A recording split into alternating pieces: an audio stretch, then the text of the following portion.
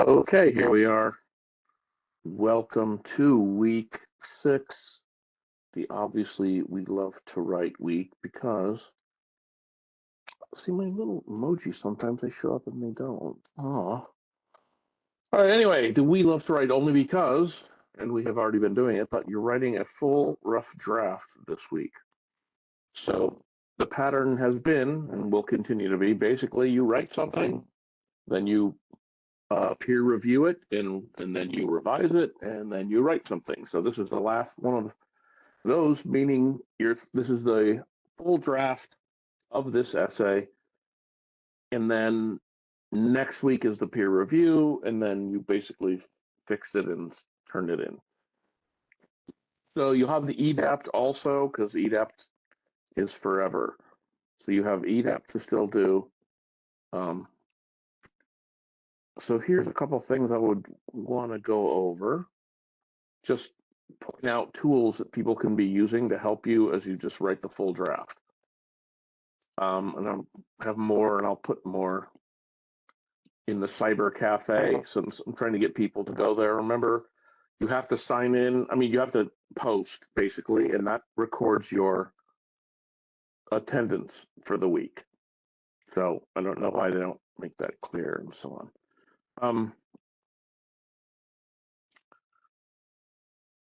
See, I'm learning all sorts of things. I'm looking in the students' view. So I posted this outline, which is a basic sort of research argument outline that I use to teach.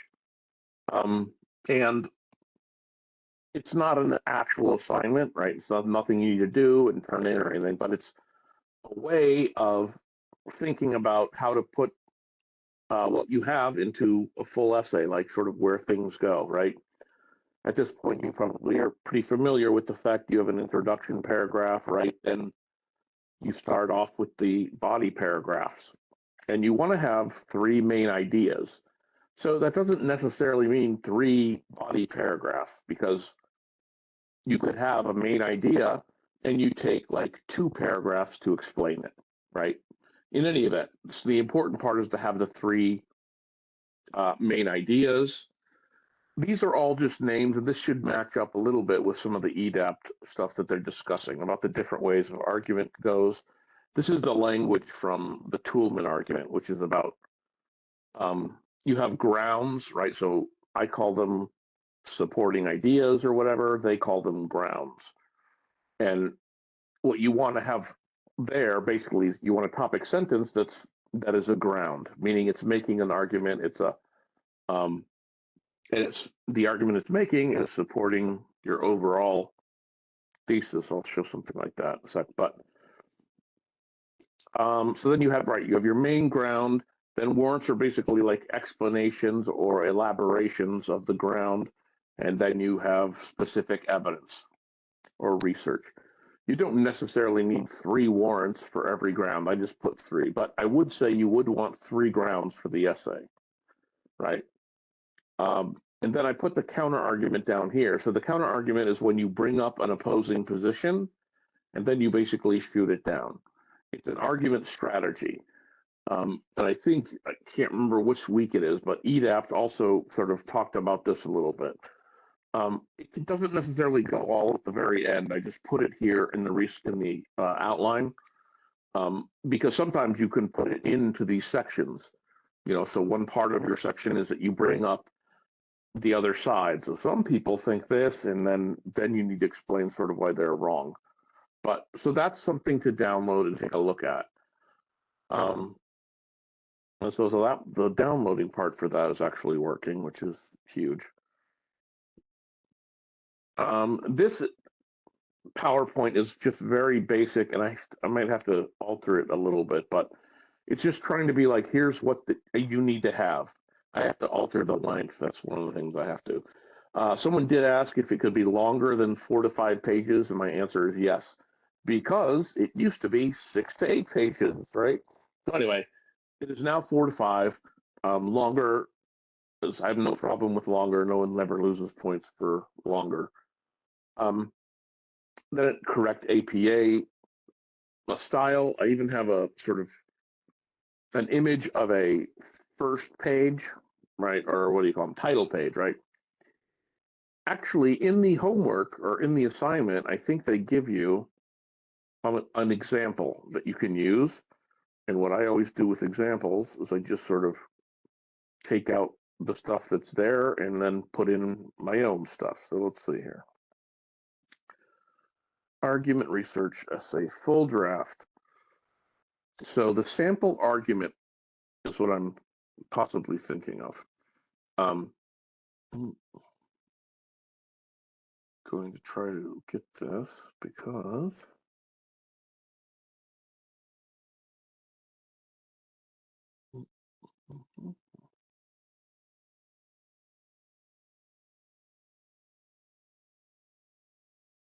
all right, so this is the sample that they give us. All right, so as far as formatting goes, for real, I would just leave it like this, like use this straight up, and then just go in and put in my own title, my name, Chamberlain, whoever, well, the professor is me, and then the date, right? Same thing, I would probably click on the stuff that's there, and then I could just paste my own stuff. A thing to do, stop. It depends on your computer, but there's a way where you can copy something and paste it, and it'll paste it into the same style that you've already have there. It's usually pasting it unformatted.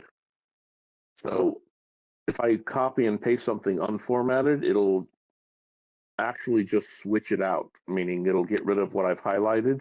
It'll put my words there. That's just a little trick. Probably most people know how to do that anyways.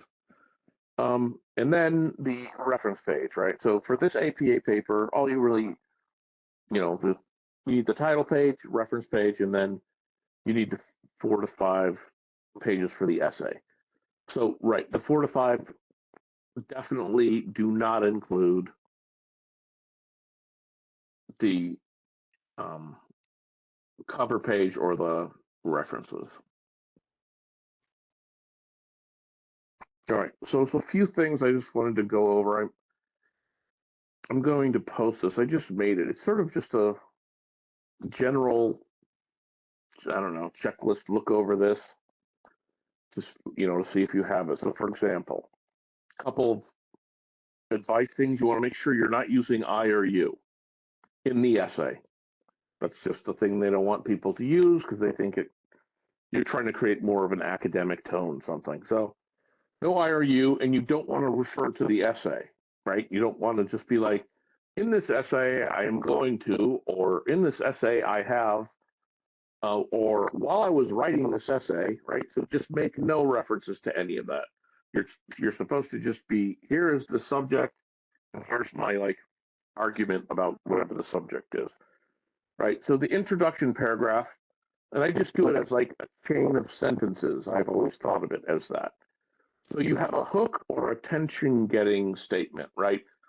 And that could be, anything like a startling statistic that's very startling. It could be a brief story about someone, like a real story that you found in an article somewhere that brings up, your goal is to make the reader interested and to bring up your subject. So statements that are like, social media has been an issue for a very long time. Something like that is not what you're looking for. You're trying to be like, does the social media kill teenagers? Question mark. Right? Like that's it gets someone's attention and it starts to direct them towards what you're going to talk about. So you got your hook or attention getter statement, like 1 or 2 sentences, connects then to the general background of the subject. So you're going to sort of talk about, in our case, social media. So it's been around for a long time. Its usage has exploded, whatever. You're trying to give a little background of the subject in general. And then you're sort of leading into how the situation is now, right? Meaning you're starting to actually narrow and focus in on what you are going to end up talking about. So the situation is now is like, okay, so now people are more worried, and we've had it for some years, um, and then how the situation connects to an issue, and it's clear that it's doing some damage to teenagers or something like that, and then damage to teenagers or whatever. I get to my thesis statement and my three main ideas, right, which is specific. Um, this might be one of these because that was no, it's my example, I guess. So my example, I'm using online gaming as my sort of subject, just because it's not social media exactly, but it's sort of I don't know. Um, so your thesis, you want it to either answer a question. Actually, I have a different version of this. I don't want to try to find that I think is like sort of way better. Let's see.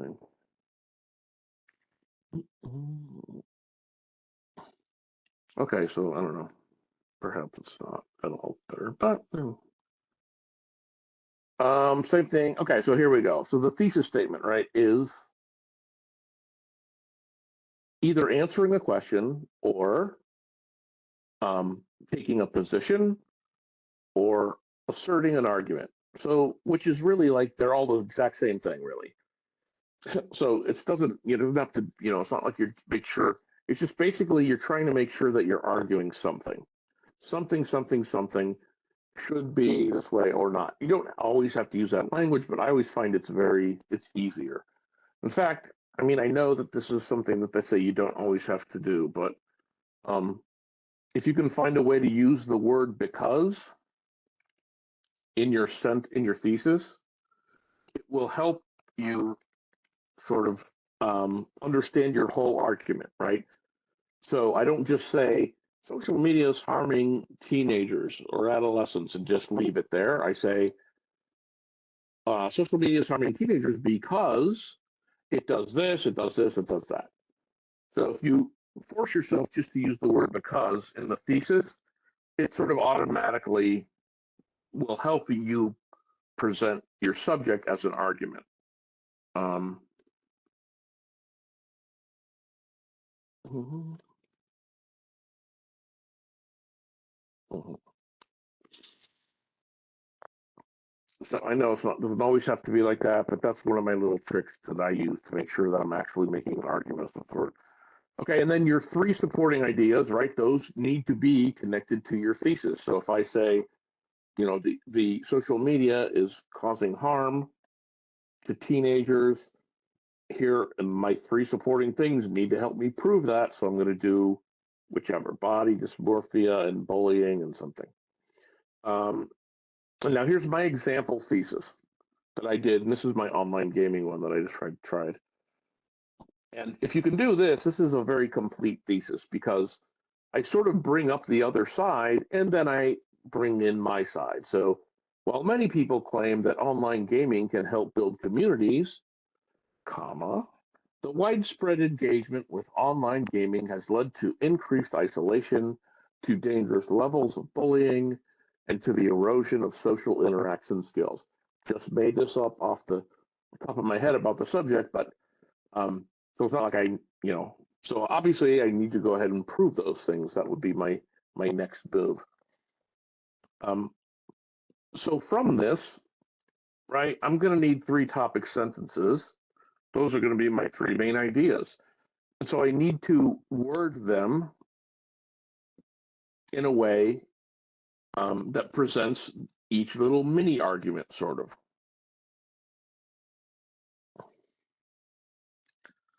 Um,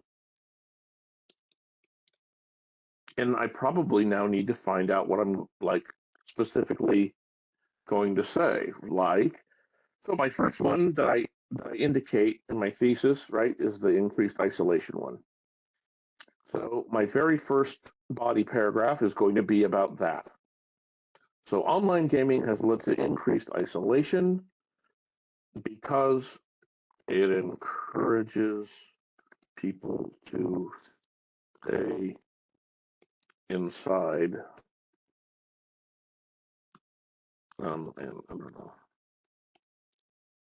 cut off from family and friends. I'm making this all up, right? Just an example. But again, I'm using the word because, so it makes me have a complete topic sentence, which also happens to be like, it's like a mini thesis for this paragraph that I'm writing, right? So now I'm going to write about how it has increased isolation because of this. And I will then give some examples from my research, information from the study or whatever information that I have, right? And then I will do that for each of my ideas, right? Dangerous level of bullying will be my second deal, and then erosion of social interaction skills. Those will be my big parts. Okay, and I can show you, I guess I sort of got ahead of myself a little bit, but on this document, right, so I did, here's the introduction again, right, here's the hook, attention getting statement. You do not want to use a personal story was another thing I was going to make sure right? I know people think that it helps because you're using a personal story, but it doesn't, meaning it doesn't add credibility to your argument. It's weird, right? It seems like it should because you're like, I actually experienced this, but instead it makes it very opinion, very biased. It just makes it sound biased and opinion, as opposed to when you're pretending that it's not. You use other stories, right? Find a story in an article, that represents that. If you want to use that at the very beginning as a hook, but you definitely want to stay away from the personal, right? Again, no I's, no U's, no personal things. Asking questions, startling statistic, whatever you use, you want to make sure you have a citation after it, right? That you got it from a source, and the citation is always the author's last name and the year. Then you have the general background of the subject, like I mentioned before, leads to how the situation is now, lead to what the issue is, and then you move on. Here you are in your thesis statement. Here's my other one, I guess I made too. So the three main reasons we'll need to support what I'm saying. Despite the relationships that online gaming can help to create, playing online harms the mental and social well-being of gamers. Online gaming creates social isolation, increases struggles with mental health, and decreases a person's ability to carry out day-to-day real-life interactions. I wrote the one before. I don't know. They're both all right. And that's it. So it ends with the thesis statement, and then you're on to your body paragraph. And again, right, you're using a topic sentence is the first thing, and whatever you mentioned first, like the first reason that you gave, I gave online gaming creates social isolation. So since that's my first one, that will be my first paragraph, my first body paragraph. Online gaming can create social isolation because playing in a game world alone can keep people from wanting to interact with others in the real world. It's okay. Then the rest of the paragraph, you have one sentence, you have your topic sentence, or it can be one or two sentences, but right, then you're sort of elaborating on it. So you basically need to you're still sort of elaborating or explaining it, and then you are leading up to a source or a research or a quote. So it's topic sentence, it's expanding on topic sentence, and then it's here's this quote or research or evidence that helps show, helps prove whatever you're trying to prove in it. So you're trying to set it up. I'll talk about that in a second. So you set up the quote, let's say, you present the quote, then you have to write a sentence after it, right? That explains the quote, basically explains the meaning of the quote it's basically what you want the reader to understand from the quote. You say that. So, and then when you have done that little pattern, right? Topic sentence, elaborate, evidence, sentence after evidence to explain it. Then you either can start a new main idea, or you can do a second paragraph that still is talking about your ideas here. So I need to make sure that I talk about how it creates social isolation and what that is, and then I have to show examples of it that keep playing a game in this fake in-game world keeps people from interacting with each other. So that's your whatever you're going to do. I mean, usually I think it's good for each supporting idea to have like 2 paragraphs. Right. So I'd spend 1 paragraph explaining what social isolation is and showing that online gaming has that. And then maybe I'd do another paragraph just on this idea of what it makes people not want to interact. I don't know. I'll have to... In any event, that's the body paragraph. Conclusion. Here's an important thing. Don't use in conclusion. I know, but you just don't. It's because it doesn't make any sense. We know. Right. It's just very obvious. So just don't use the word in conclusion. Just start. Your job here is to, you're not just trying to recite what you've done before. Here's the key to this. Synthesize instead of summarize. So you're not just like, here are the points I made, this, and this. You're trying to basically connect them, right? And you're trying to go over them again. So I'm going to go over the fact that social isolation can come, comes from gaming because of this. So I'm going to try to like rephrase or restate my thesis and my main topics somehow. So this idea that synthesize means you're putting 2 things together. You're not just listing stuff. You're not like, here are my 3 main points. You're trying to be like, here's one of my main points and how it connects to the thesis. And here's my other main point and how it connects to the thesis or connects to my first main point. The key is making connections. Okay, and then you're trying to leave an impression, but at the very end, a couple, or a call to action, depends on your particular subject. Some people do the "we got to do something" thing, and some subjects don't really, call for that. Okay, integrated quotes. This is what I was talking about earlier. So for your quotes to work, if you're not using quotes and you're just using paraphrasing, which is your own language, then a lot of this is sort of, you do it naturally. But if you're going to use a quote, you need a setup sentence. So almost, if you can, an entire sentence that comes before the quote. You need to introduce the quote. Then you need to present the quote and the correct citation, and then follow up with a sentence explaining or emphasizing what the quote is saying. Here's my example.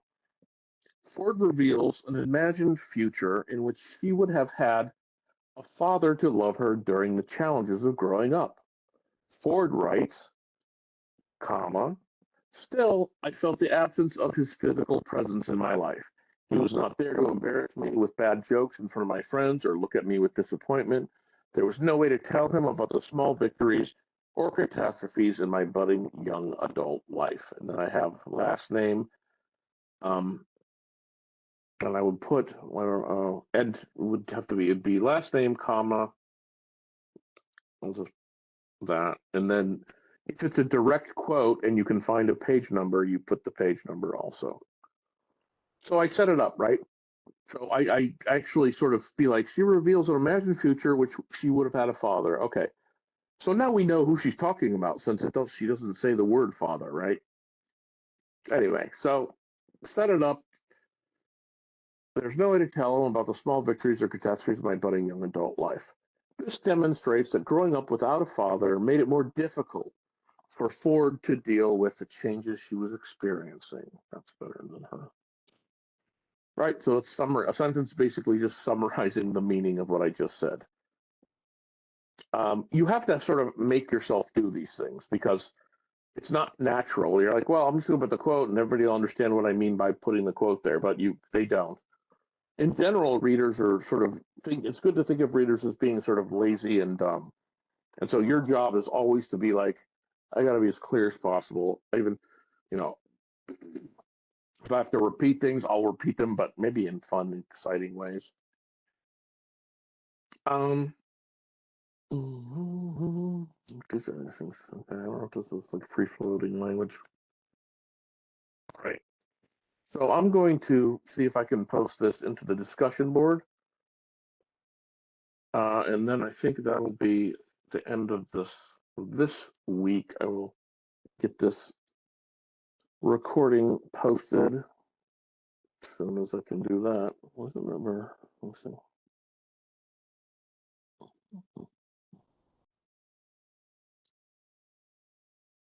Oh my god, I almost thought it wasn't even recording. Going to freak out. Okay.